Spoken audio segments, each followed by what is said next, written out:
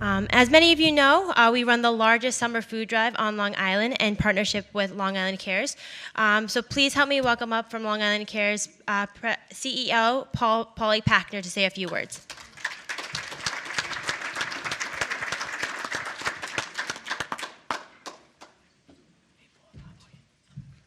Thank you very much.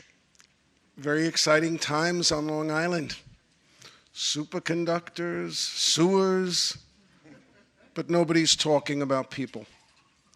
Nobody's really talking about the problems in our region that have to be dealt with, that the HIA LI has an important role to play. Let me give you 3 examples. Last Sunday, I was one of the 2,500 Long Islanders that got together in Mineola to march against anti-Semitism. It's a problem on Long Island. It's a problem in the United States. And I'm so sorry that Steve Bellone is not here. Because if you were there, you couldn't be more proud of the Suffolk County executive or the Nassau County executive who spoke passionately and with such strong conviction that as a region, we have to tackle this issue.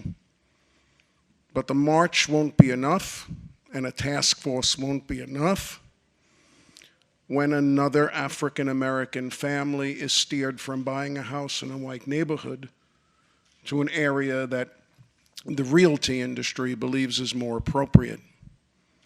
It won't be successful if an LGBT teenager continues to be bullied in school and we do nothing about it. And it won't be helpful if a Muslim business owner is harassed by his or her customers. And it certainly won't be successful if we see another swastika painted on a synagogue here on Long Island. So we have to address that issue.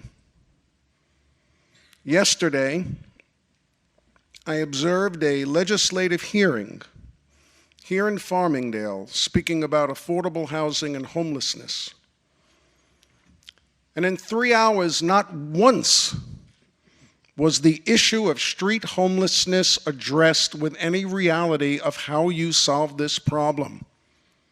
And although I applaud affordable housing, $2,400 a month for a 1-bedroom apartment in a downtown revitalized area is not affordable housing.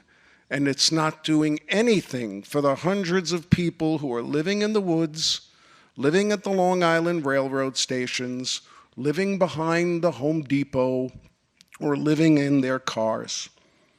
So we have to solve the problem of homelessness as well. And then the last issue I want to discuss, because Assemblyman Fitzpatrick is here and he is very influential on a state level.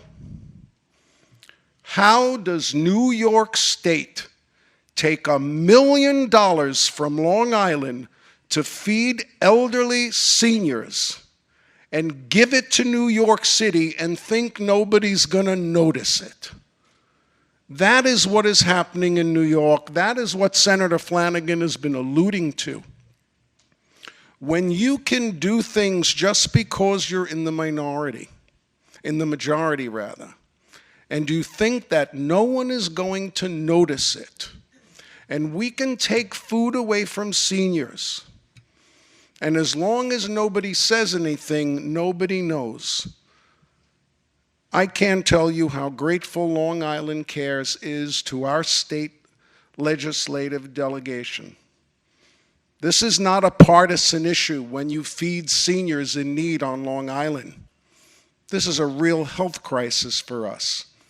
And although we've been able to put a Band-Aid on it for the next few weeks, this delegation and this organization will not stop fighting for those people in need. And the one thing we know is certain: the HIA LI will be behind these efforts, because the HIA LI is not just about business.